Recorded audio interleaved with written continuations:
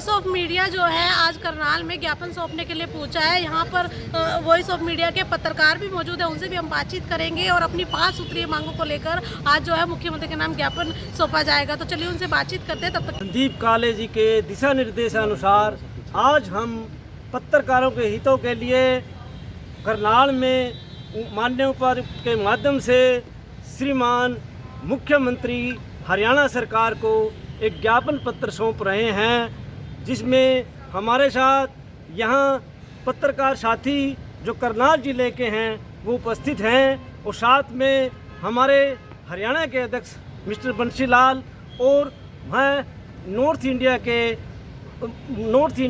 As a president deal कर रहा हूँ। आज हमारी जो मांगे हैं पत्रकार के हितों के लिए, हम चाहते हैं सकारात्मक पत्रकारिता हो और पत्रकारों के लिए आवास हो, उनके बच्चों की शिक्षा का प्रबंध हो और उनके साथ बीमे का प्रबंध हो और स्किल डेवलपमेंट हो, और साथ में जब पत्रकारों की एज 60 वर्ष हो जाए तो उनकी पेंशन का प्रबंध हो। ये हमारा ज्ञापन है। इस माध्यम से हम पत्रकार हितों के लिए आज दिनांक 28 अगस्त 2023 को हम उपायुक्त के माध्यम से श्रीमान मुख्यमंत्री हरियाणा मनोहर लाल जी को ज्ञापन भेज रहे हैं। कहीं और पर भी ज्ञापन सौंपा जाएगा?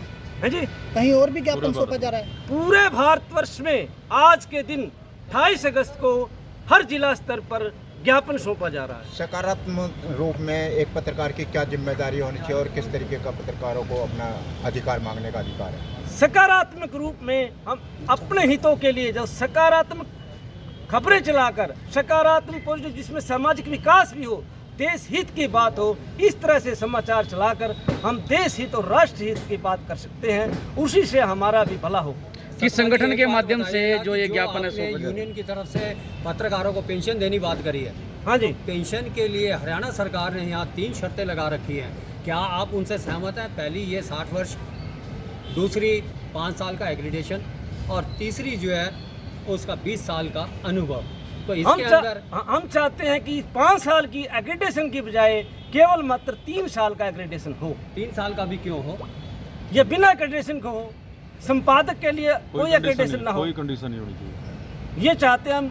अगर आप लोगों का सहयोग है, हम चाहते हैं कि संपादक जो हैं उनका बिना एक्रेडिटेशन के हो, बेसिक 20 इयर्स एक्सपीरियंस हो। ये आवास को लेकर के है या पत्रकारों की शिक्षा को लेकर के है।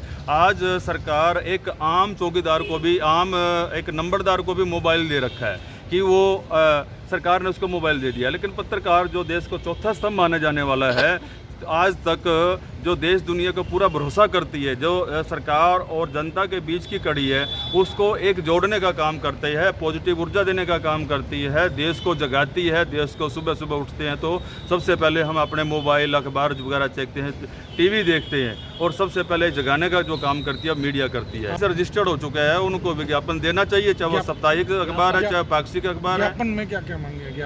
ज्ञापन में देने आए हैं आज ज्ञापन के अंदर जो हमारी मांगे मुख्य ये हैं, 5 सूत्रीय हमारी मांगे हैं। उन 5 सूत्रीय मांगों के अनुसार में शिक्षा, पत्रकारों के बच्चों की जो शिक्षा है, चाहे वो डिग्री डिप्लोमा किसी भी स्तर का हो, उनकी शिक्षा मुफ्त होनी चाहिए। आज पर देश के अंदर ऐसे ऐसे पत्रकार हैं जिनके आज भी कड़ियों वाले और बीपीएल के मकान हैं, लेकिन वो अपने सारा दिन सुबह से लेकर शाम तक यहाँ पे काम करते हैं और बच्चों को एक ठीक तरीके से नहीं, उनको सरकारी स्कूलों में भी भेजने की शक्ति नहीं है।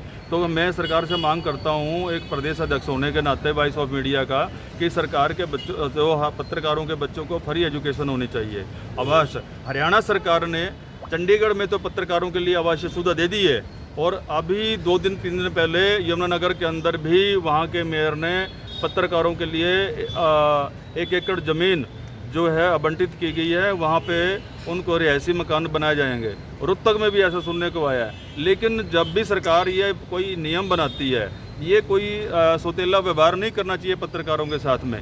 सरकार के लिए, जनता के लिए सभी पत्रकार भाई एक जैसे हैं, उन सब के लिए सोचना चाहिए, सबके हितों की बात करनी चाहिए। ये कंट्रोवर्सी जो पैदा कर दी है, ये सरकार ने उचित नहीं कर रखी है।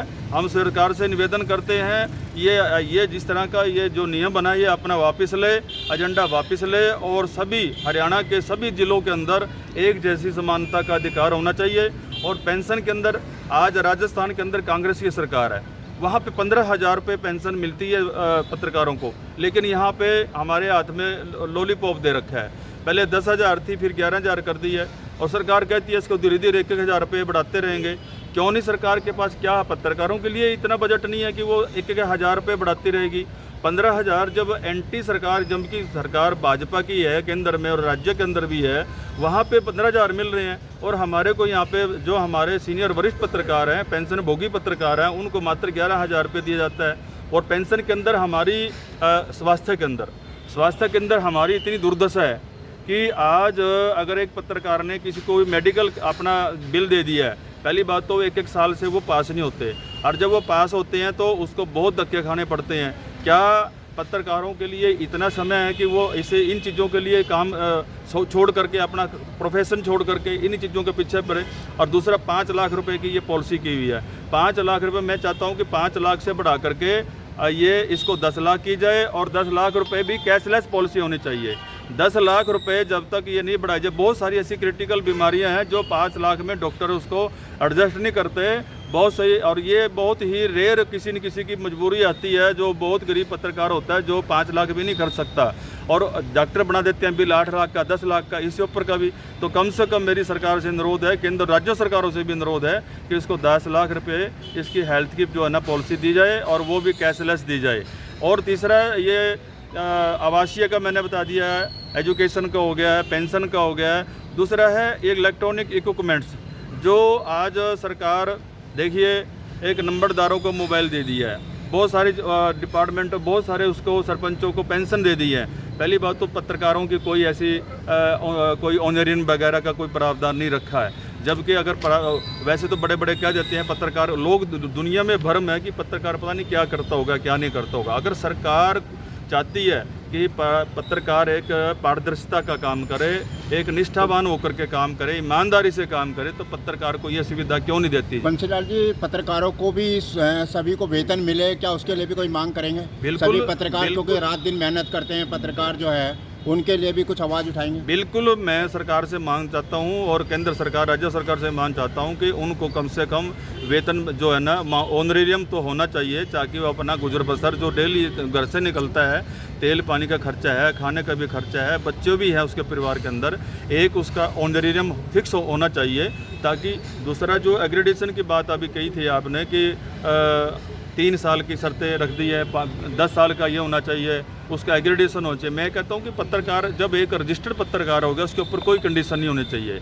अगर सरकार ने उसको नियमों के अनुसार उसको एग्रेडेशन दे दी है, तो उसके ऊपर कोई कंडीशन नहीं होनी चाहिए कि 20 साल पुराना नहीं होना चाहिए। ये तो सिर्फ ढकोसलाबाजी है कि 20 साल पुराना पत्रकार होना चाहिए, और उसके 5 साल से पहले उसका एक्सपीरियंस होना चाहिए, उसका एग्रेडेशन होना चाहिए।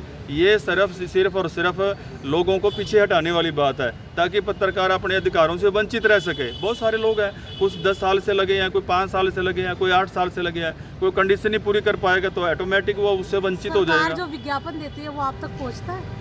कोई विज्ञापन नहीं पहुंचता है, चुनिंदा लोगों के पास विज्ञापन पहुंचता है, कहते हैं नेशनलाइज विज्ञापन है। मैं ये चाहता हूं, मैं ये पूछता हूं सरकार से, और कि नेशनल जो आपने मान्यता दे दी है जिन अखबारों को, चाहे वो दैनिक भास्कर, अमर उजाला, पंजाब के, सारे हमारे भाई हैं, लेकिन उसके अलावा बहुत सारे रजिस्टर्ड स्कूल हो गए हैं, बहुत सारे रजिस्टर्ड अखबार हो गए हैं, उनको कोई मान्यता नहीं दे रखी है, उनको लघु समाचारों को कोई विज्ञापन नहीं दे रखा है। ये जो सुतल्ला व्यवहार जब तक नहीं हटेगा, तो ये पत्रकारों के अंदर ये शंका की भावना रहेगी, ये घृणा की भावना रहेगी कि सरकार हमारे को दूसरा भेदभाव कर रही है। मैं तो कहता हूँ कि कितना बड़ा भी अखबार है, कितना बड़ा भी चैनल है, लेकिन जो उसका एक विज्ञापन का जो दर्जा है वो सबको बराबर मिलना चाहिए। और दूसरी बात, सबसे बड़ी मेजर बात यह है, आज पत्रकारों को कहते हैं कि पत्रकारों की ट्रेनिंग नहीं है, पत्रकार जो है ना अनाप शनाप बातें करते हैं, सरकार भी परेशान और जनता भी परेशान है।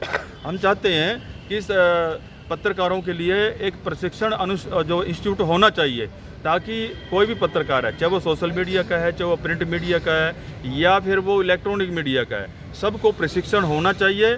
और प्रशिक्षण जब तक नहीं होगा, ये जो आपसी कटाक्ष है ये ऐसे चलता रहेगा। अगर कोई मीडिया लाइन से जुड़ना चाहता है, चाहे वो आज आया है, तो सबसे पहले उसको DPRO की तरफ से यह हिदायत होनी चाहिए भी वो सबसे पहले इसकी जो है ना ट्रेनिंग ले, और फलानी ज़िले में या फलाने राज्य में या तो स्टेट लेवल पे कर दे या जिला लेवल पे कर दे, तो एक इंस्टीट्यूट होना चाहिए, उसमें ट्रेनिंग होनी चाहिए। आज फिल्म इंडस्ट्री के अंदर भी कोई अगर फिल्में बनाने जाता है तो उसका भी पुणे में इंस्टीट्यूट बनाया गया है, और अगर सरपंच भी अगर चुन के आया तो उसको पहले ट्रेनिंग दी जाती है, तब वो जाकर के काम करता है। आज जो जितने भी चुनिंदा उम्मीदवार हैं जो जनता के हित के काम कर रहे हैं, यो उनकी पहले बेकायदा पहले ट्रेनिंग होनी चाहिए ताकि वो एक उसी तरीके से काम कर सके। तो आपने देखा कि ये हरियाणा में ही नहीं पूरे भारत में आज जो है ज्ञापन सौंपा जा रहा है, और जो इनकी 5 मुख्य मांगे हैं वो शिक्षा है, स्वास्थ्य है, और आपको बता दी कि एक आवास है और पेंशन है। इस तरह की 5 मांगों को लेकर आज जो है ज्ञापन सौंपा जा रहा है, और हमने बातचीत भी की है। क्या कुछ थी पूरी जानकारी वो आपको दे दी गई है। तो ऐसी तमाम खबरों के लिए हमारे चैनल से बने रहे। इसी के साथ जय हिंद, जय भारत।